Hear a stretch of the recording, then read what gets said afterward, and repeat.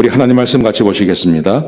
잠언 22장 17절부터 21절까지 말씀입니다. 제가 한 절 읽고 여러분들이 한 절 읽고 해서 교독하시겠습니다. 너는 귀를 기울여 지혜 있는 자의 말씀을 들으며 내 지식에 마음을 둘지어다. 이것을 내 속에 보존하며 내 입술 위에 함께 있게 함이 아름다우니라. 내가 내게 여호와를 의뢰하게 하려 하여 이것을 오늘 특별히 내게 알게 하였노니 내가 모략과 지식의 아름다운 것을 너를 위해 기록하여 같이 읽겠습니다.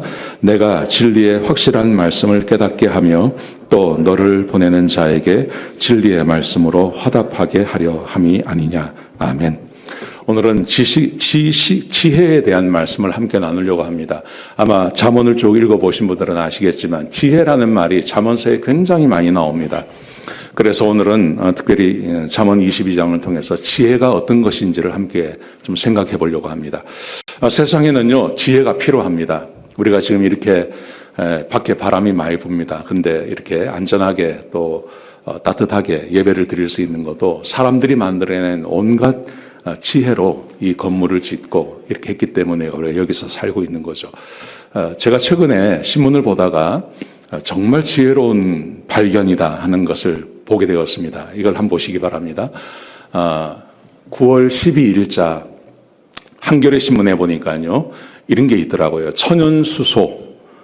천연수소인데 이게 굉장히 많이 지하에 묻혀 있대요. 근데 지금 현재 발견된 것 중에 10%만 추출해내어도 우리 인류가 수천 년 동안 쓸 수 있는 그런 양이랍니다. 미국이 여기에 이제 본격적으로 뛰어들었다 하는 그런 기사가 나왔습니다. 그래서 이게 뭔가 하고 보니까요, 이런 내용이더라고요. 전 세계를 다니다 보면 저렇게 꺼지지 않는 불이 있어요. 저는 가보진 않았는데 터키에 가면 저게 있답니다. 근데 저게 뭐냐 하면 그동안은 메탄가스라고 생각한 거예요. 근데 저 메탄가스 안에 수소가 함께 들어가 있는 거예요. 이게 뭐냐 하면 서아프리카 말리라는 곳에, 말리라고 하는 나라가 있는데 그 나라에서 1987년에 한 마을에 비가 오지 않아서 물이 부족했습니다. 그래서 사람들이 들어가서 거기에 우물을 판 거예요. 180m를 팠는데도 물이 나오지 않았습니다. 그래서 사람들이 이제 실망을 한 겁니다. 야, 이거 물도 없고 큰일 났다 하고 사람들이 담배를 핀 거예요. 담배를 폈는데 그 구덩이 판 곳에서 가스가 나왔던 거예요. 그게 폭발을 한 겁니다. 사람들이 화상을 입었어요. 그리고 보니까 불이 올라오는데 이 불이 이상한 불이에요. 하얀색 불이 막 올라오는 거예요. 그래서 사람들은 재수 없다 그러고 그걸 묻어버린 겁니다. 20년이 지나서 저 소식을 저 말레라는 나라에 어떤 그 석유 시추하는 업자가 그 소식을 들었어요. 가서 보니까 이게 가스가 나온다고 생각한 거예요. 그래서 그곳에 여러 곳에 파보니까요, 이게 메탄가스 이런 게 아니고 저게 수소인 거예요. 수소.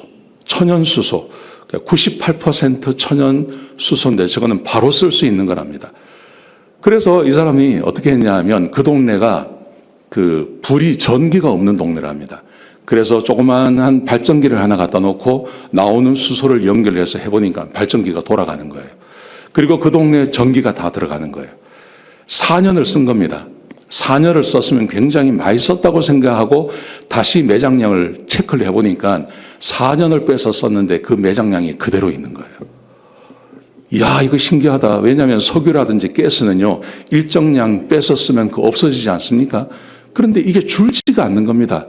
그래서 사람들이 본격적으로 미국, 이 프랑스 이런 나라에서 막 연구를 해본 거예요. 그랬더니 어떤 발견이 있었냐 하면 사이언스지에 이게 나왔습니다. 뭐냐 하면요, 천연수소가 땅에서 위로 막 올라온다는 거예요.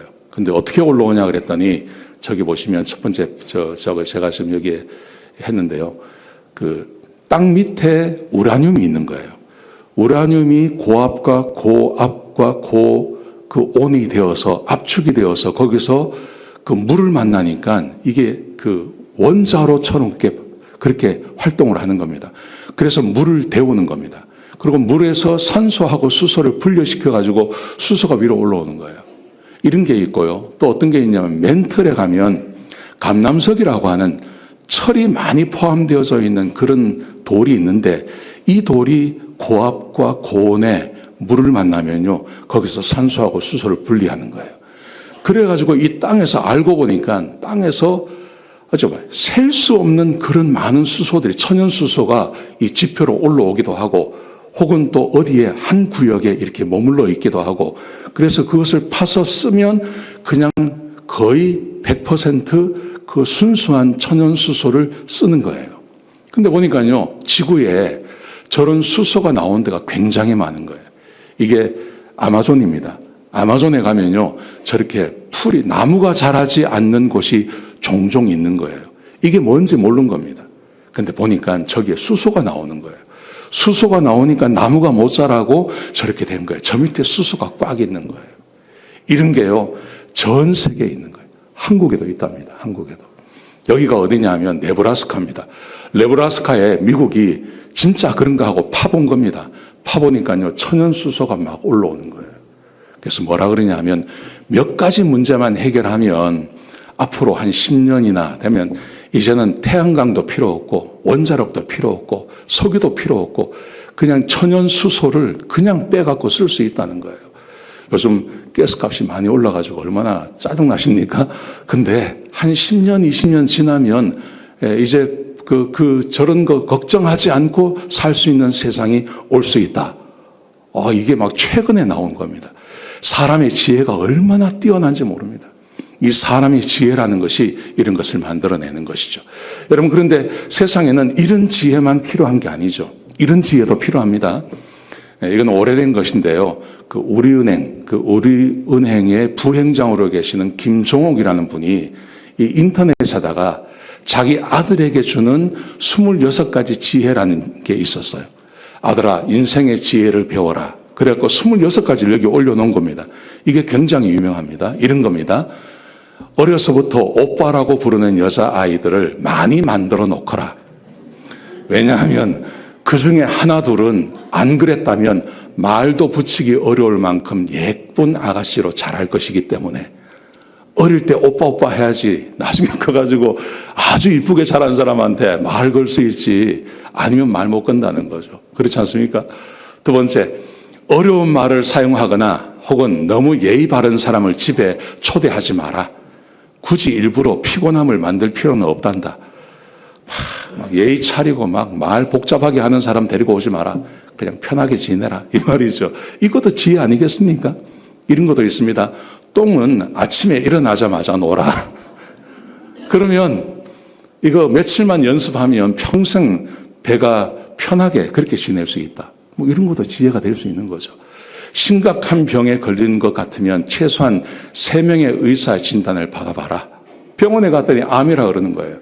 놀래가지고 포기하지 말고 한번 찾아가 보라는 거죠. 이곳저곳 가서 찾아봐서 진짜 그런가 하고 확인을 해보라는 겁니다. 생명에 관한 문제에 게으르거나 돈을 절약할 생각은 말아라. 말하는 거예요. 이것도 지혜 아니겠습니까? 이런 것도 있습니다. 내 자녀를 키우면서 효도를 기대하지 말아라. 나도 너를 키우면서 너 웃으며 자란 모습으로 벌써 효도 다 받았다.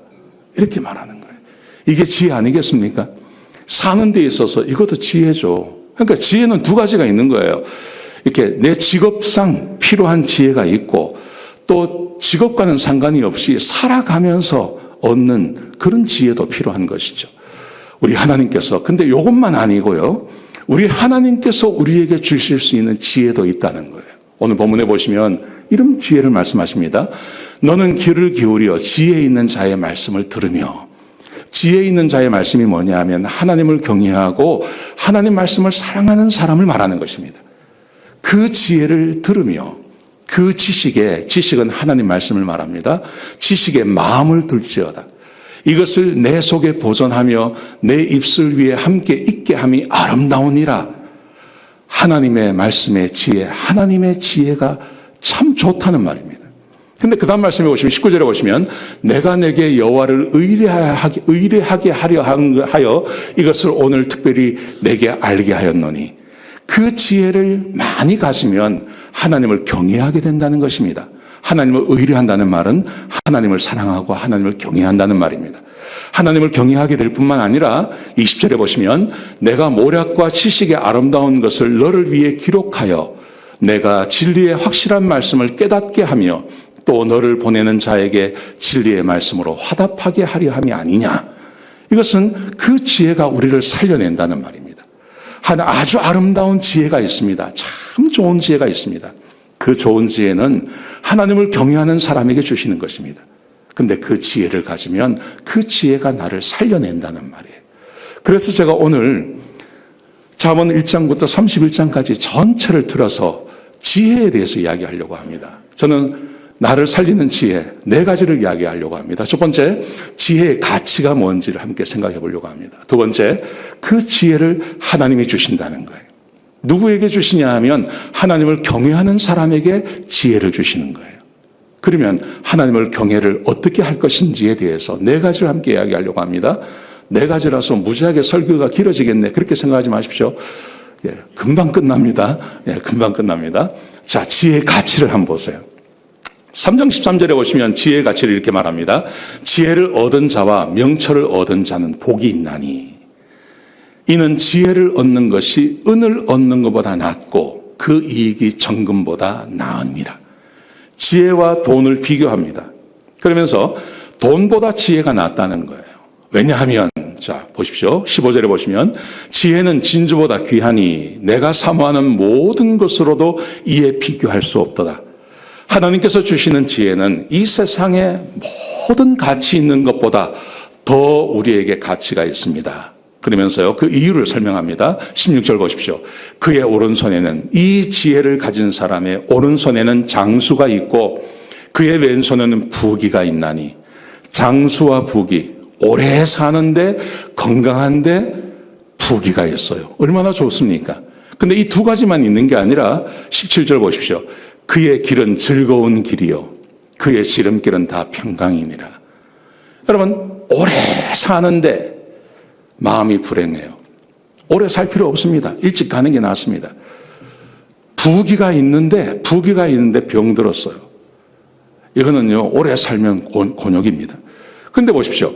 장수도 있고 부귀도 있고 즐거움도 있고 평강도 있고 이것을 허락해 주는 것은 세상에 없습니다. 이것은 오직 하나님의 지혜만 우리에게 이것을 주는 것입니다. 아멘이십니까? 예, 참, 이 잠언서를 읽어보면 이 지혜에 대해서 우리에게 얼마나 많이 말하고 있는지 몰라요. 자, 보세요. 지혜에게 너는 내 누이라 하며 명철에게 너는 내 친족이라 하라. 그러니까 지혜, 하나님의 말씀을 가까이 하란 말이죠. 가까이 하란 말이죠. 친숙하게 지내라는 말이죠. 그리하면 이것이 너를 지켜서 음녀에게 말로 호리는 이방 여인에게 빠지지 않게 하리라. 여기서 음녀 이방 여인이라는 것은 우리를 망하게 만드는 어떤 것을 말하는 것입니다. 함정을 말하는 것입니다.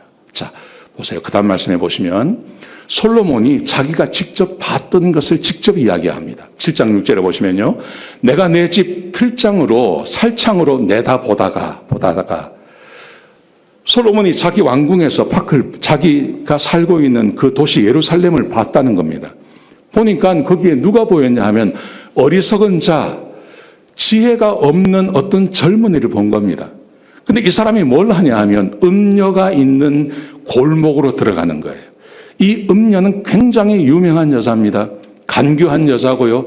이 여자는 아주 완악하고요. 사람을 호리는 여자라고 되어 있습니다. 그런데 이 어리석은 젊은이가 이 여자를 만난 거예요. 무슨 일이 벌어지는지 보십시오. 그 여인이 그를 붙잡고 말을 하는 겁니다. 내가 너를 만나기 위해서 지금 여기 와 있었다고 이야기를 하는 겁니다. 그러면서 말하기를 내 침상에는 여호와 애굽의 문이 있는 이불을 펴 있고 몰약과 침향과 계피가 있다. 특별히 더 중요한 것, 남편이 집을 나갔는데 은주머니를 가지고 갔다. 적어도 15일은 집에 안 들어올 것 같다. 그러니 내 침상에 가서 함께 사랑하고 함께 희락을 나누자 이렇게 말하는 거예요. 이게 어떻게 보면요, 저 청년한테는 좋을 수도 있습니다. 요즘 같은 경우는요. 그런데 솔로몬이 뭐라고 이야기를 하는지 보십시오. 젊은이가 곧 그를 따랐으니 소가 도수장으로 가는 것 같고 미련한 자가 벌을 받으려고 쇠사슬에 매이러 가는 것 같도다. 그러니까 도살장에 지발로 걸어가는 소 같다는 거죠. 이것은 절대 피해야 되는 건데 그렇게 했다는 겁니다. 왜냐하면 23절 보십시오. 필경은 화살이 그 간을 뚫게 되리라. 새가 빨리 그물로 들어가되 그의 생명을 잃어버린 줄을 알지 못함과 같으니라. 죽으러 들어가는 거라는 거예요. 거기 들어가면 반드시 망한다는 겁니다. 근데 이 지혜가 없는 사람이 여자가 그렇게 자기를 호리니까 정신이 빠져가지고 거기에 들어갔다는 겁니다. 근데 이 청년은 반드시 망할 거라고 이야기를 합니다. 여러분, 우리가 사는 세상에서 이런 것을 보십니까? 저는요, 이걸 읽으면서요, 2번도 생각하지 않았습니다. 우리 가운데 이런 일을 당하는 사람이 굉장히 많습니다. 보십시오. 안희정, 오고돈, 박원순, 누굽니까? 한국을 대표하는 한국의 정치인들이었습니다. 근데 이 사람들이 무슨 문제가 생겼죠? 여자 때문에 문제가 생깁니다. 한 사람은 자살하고요, 2 사람은 감옥 갔습니다. 여자 때문에요. 지혜가 없는 거예요. 이 사람들 서울대 나온 사람들입니다. 아주 세상에 지식이 많은 사람들입니다. 그런데 자기가 죽는 자리인지도 모르고 거기를 들어갔다가 완전히 인생이 망해버렸죠. 한 사람은 자살하고 2 사람은 감옥 가고 정치 인생 완전히 끝나버린 겁니다. 그렇지 않습니까? 이 사람들만 그럴까요? 아닙니다. 그런 자리에 들어가면 망하게 되어 있습니다. 망하게 되어 있습니다. 여기에 들어가지 말라는 거죠. 근데 저것을 피할 사람이 누가 있겠습니까? 피할 수 있는 사람이 없는 거예요. 근데 누가 피하냐 하면 하나님이 주시는 지혜를 가진 사람들은 이것을 피할 수 있다고 말씀하시는 거예요. 그게 지혜라는 거예요. 내가 죽을 자리인지 살 자리인지를 알고 들어가는 걸 말하는 것입니다. 자, 보십시오. 하나님께서 주시는 지혜, 하나님이 이 사람에게 이 지혜를 주시는 겁니다. 대저 여호와는 지혜를 주시며 지식과 명철을 그 입에서 내심이며, 사람이 세상에서 뭔가 직업적으로 자기의 지혜를 가지고 일을 하는 거 좋습니다. 그리고 다른 사람과 관계 안에서 하는 것도 그 지혜도 중요합니다. 여러분, 그런데 진짜 중요한 거는요, 내가 죽을 자리인지 살 자리인지는 알아야 된다는 거예요. 내가 죽을 자리인데 그거 모르고 들어갔다가 고난 받고 어려움 당하고 가정이 박살이 나고 자기 인생이 끝나는 사람들이 얼마나 많은지 모른다는 거죠.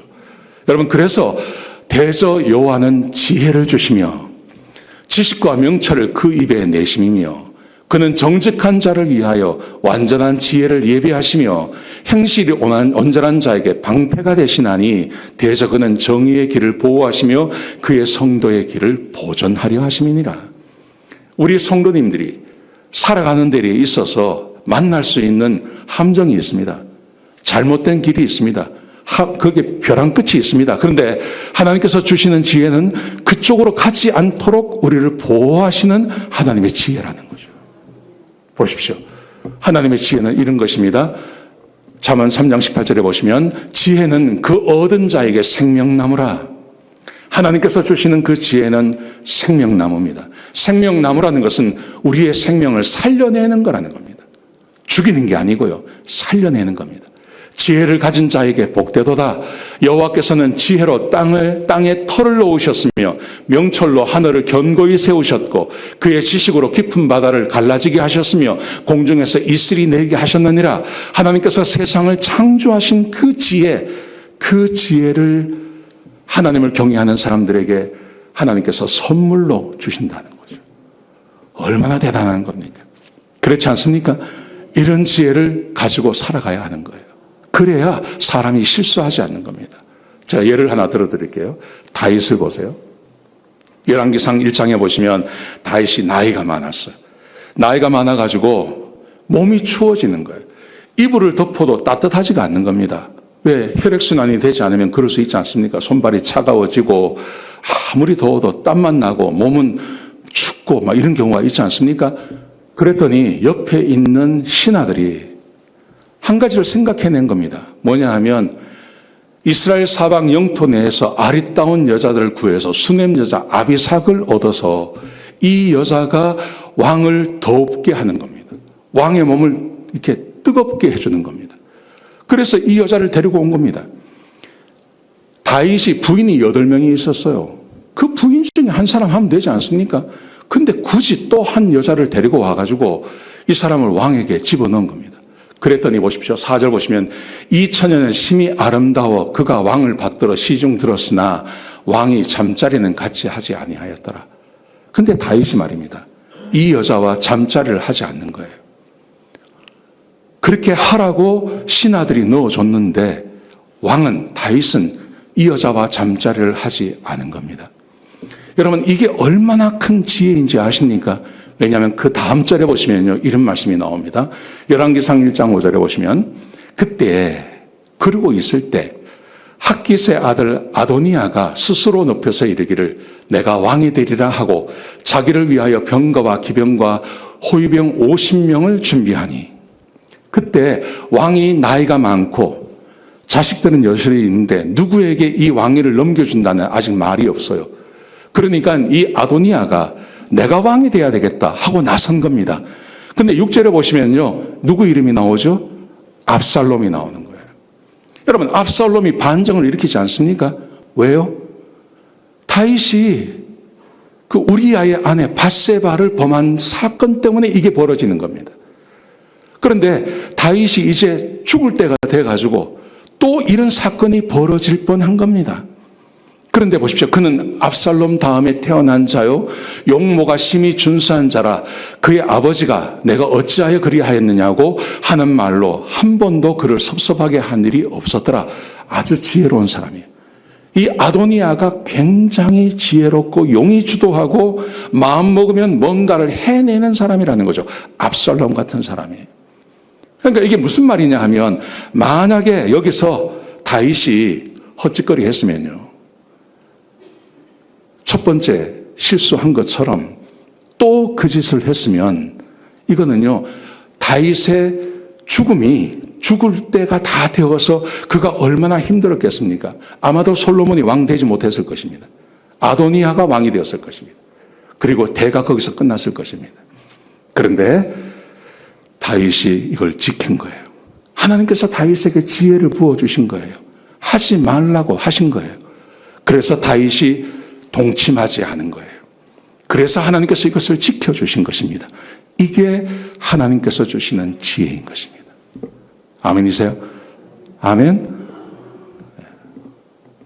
너무 중요한 거예요. 이 지혜가 사람에게 있어야 되는 거예요. 보세요. 이 사건을 다루었던 시편이 있습니다. 시편 4편에 보시면 이 사건이 있을 때 그의 심정을 다윗이 시로 쓴 거예요. 4장 3절에 보시면 여호와께서 자기를 위하여 경건한 자를 택하시는 줄 너희가 알지어다. 하나님께서 누구를 왕 삼고 누구를 축복하시나 경건한 자를요. 내가 그를 부를 때 여호와께서 들으시리로다. 너희는 떨며 범죄하지 말지어다. 자리에 누워 신중에 말하고 잠잠할지어다. 의의 제사를 드리고 여호와를 의지할지어다. 하나님 앞에 떨며 범죄하지 아니하고 그게 죄라는 걸 알고 있었던 거예요. 자기 이미 부인이 8명이 있어요. 근데 자기가 잠자리가 춥다는 이유 때문에 또 한 명의 부인, 결혼도 하지 않은 여자를 데리고 살 수 있느냐? 안 된다는 거죠. 이게 하나님 앞에 범죄하는 것이라고 알고 있었던 것입니다. 의의 제사를 드리고 하나님 앞에 올바른 삶을 드리는 것, 이게 의의 제사라는 거죠. 그러면서 이렇게 말합니다. 7절에 보시면 주께서 내 마음에 두신 기쁨은 그들의 곡식과 새 포도주로 풍성할 때보다 더하니이다. 그렇게 물리치고 혼자 잠자리에 들었을 때 비록 몸은 춥지만 떨리지만 그 노인의 다윗의 마음 가운데 하나님께서 주시는 기쁨이 있는 거예요. 내가 평안히 눕기도 하고 자기도 하리라. 얼마나 평안하게 그의 노년을 보냅니까? 자기가 원하는 아들에게 왕의 자리를 물려주고 그리고 다윗이 죽지 않습니까? 만약에 범죄했으면요, 평안히 눕기도 하고 자기도 하리니 이 일은 어림도 없는 일이에요. 하나님께서 이 지혜를 다윗에게 부어주시는 거예요. 아멘이십니까? 우리는 내가 지금 선택하는 것이 함정인지 모릅니다. 내가 지금 가는 길이 절벽 앞인지 우리는 모릅니다. 그래서 이것저것 그저 눈에 좋아 보이는 것은 막 선택하고 살아가는 것입니다. 여러분, 그런데 하나님께서 주시는 지혜는 그것을 보게 하는 거예요. 그리고 그것을 이기게 하시는 거예요. 여러분, 이 복이 임하시기를 주의 이름으로 축복합니다. 아멘. 하나님께서 누구에게 이것을 주시냐 하면, 이 지혜를 주시냐 하면 하나님을 경외하는 자에게 하나님께서 이 지식을, 지혜를 주십니다. 1장 7절에 보시면요, 여호와를 경외하는 것이 지식의 근본이거늘. 가장 뛰어난 지식, 그게 여호와를 경외하는 자입니다. 여호와를 경외하는 자에게 지식을 주기 때문에 여호와를 경외하는 것이 지식의 근본이라고 말하는 겁니다. 9장 10절에 보시면 여호와를 경외하는 것이 지혜의 근본이다. 지혜의 가장 뛰어난 지혜, 나를 살려내는 지혜, 그 지혜는 여호와를 경외하는 것입니다. 14장 27절에 보시면 여호와를 경외하는 것은 생명의 샘입니다.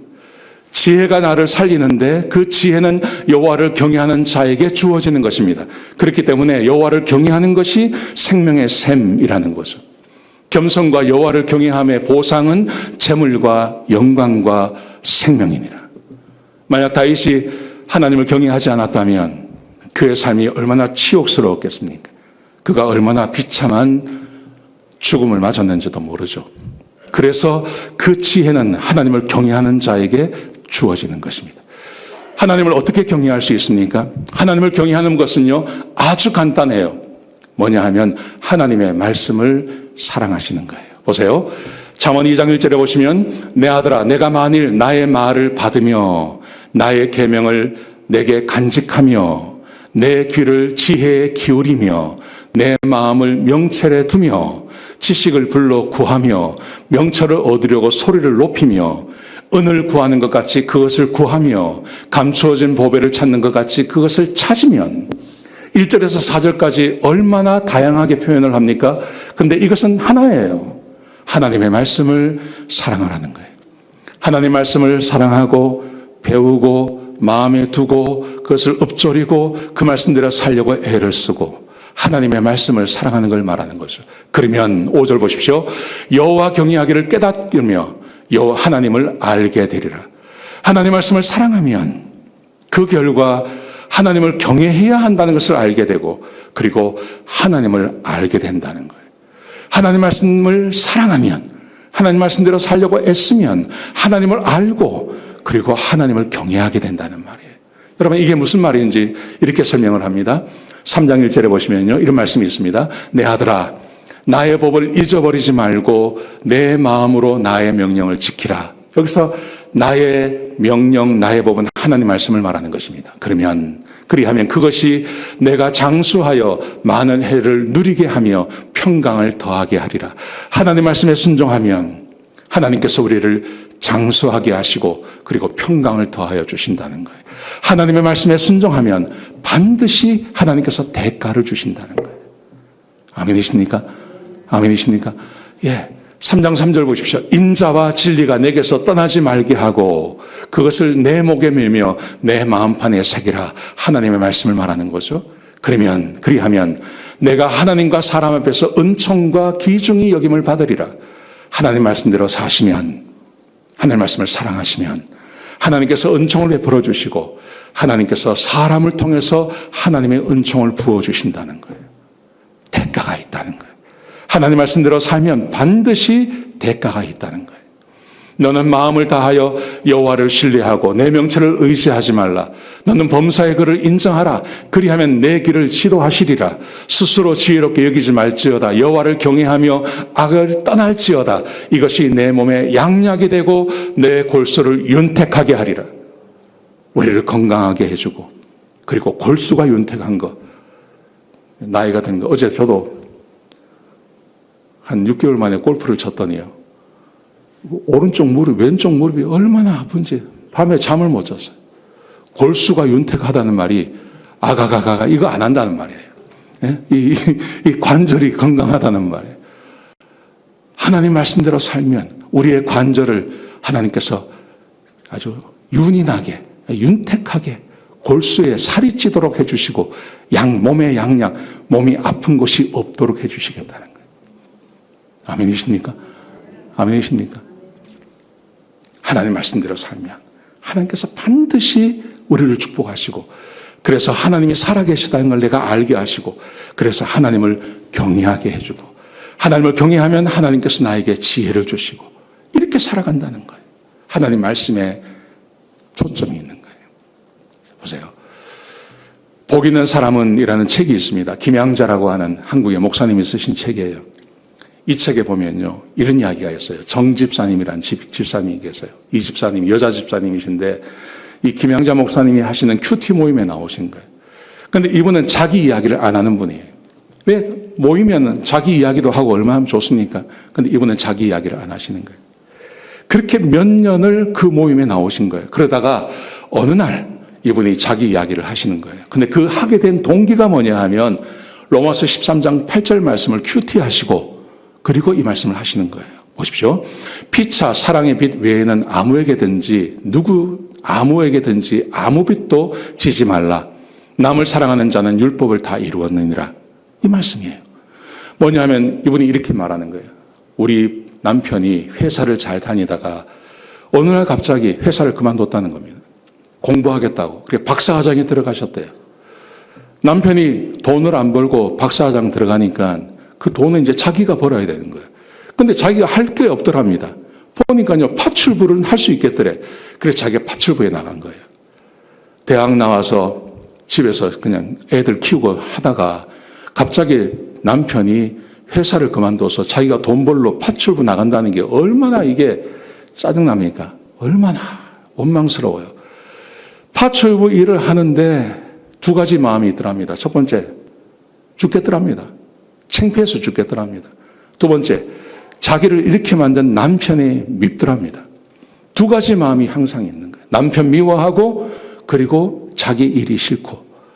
그런데 문제는 뭐냐 하면요, 그렇게 해도 집안에 충분한 수입이 안 되는 거예요.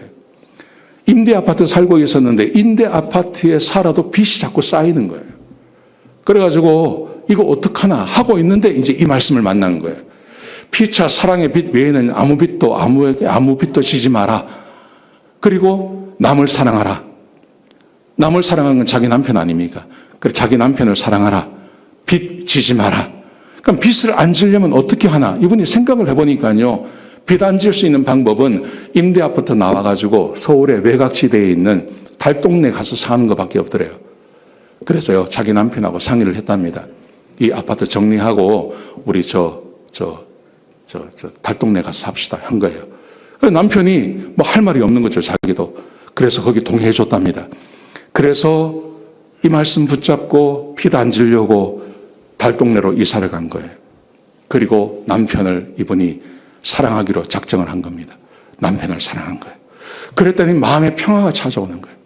마음의 평강이 찾아오니까 그때부터 파출부 일하는 게 창피하지가 않은 겁니다. 그래서 파출부 일을 열심히 했대요. 아무리 부잣집에 가서 파출부를 해도 전혀 마음에 이렇게 위축되는 게 하나도 없더랍니다. 그래서 열심히 일을 했대요. 열심히 일하니까 이 소문이 난 겁니다. 그래서 좀 더 좋은 집에 많은 돈을 주는 집이 자꾸 자기를 스카우트해 가더래요. 그래서 이 사람이 열심히 그 일을 했답니다. 어느 날 보니까요, 이 달동네에 가서 이 사는 것도 이 돈이 나가잖아요. 월세가 나가잖아요. 근데 알아보니까 그 집을 사는데 돈이 얼마 안 되더랍니다. 그러니까 돈이 좀 모아놓은 게 있는 거예요. 그래서 그 집을 아예 사버린 거예요. 한 30평 되는 달동네 집을 아예 사버린 거예요. 그리고 이제 일을 하는 겁니다. 그러다가 남편이 이제 박사과정을 끝나게 되고 이제 시강사 강사 나가게 되고 하는 상황이 된 겁니다. 그때 갑자기 그 동네가요, 재개발이 된 거예요. 재개발이 됐는데 그 동네 사는 사람들은 그냥 왔다 가는 사람들이기 때문에 집을 가지고 있는 사람이 없대요. 그 집주인들은 전부 서울의 부잣집 사람이에요. 근데 자기는 집을 샀잖아요. 30평을 샀잖아요. 그러니까 30평한테는 몇 평짜리 아파트를 주냐 하면 48평짜리 아파트를 주는 거예요.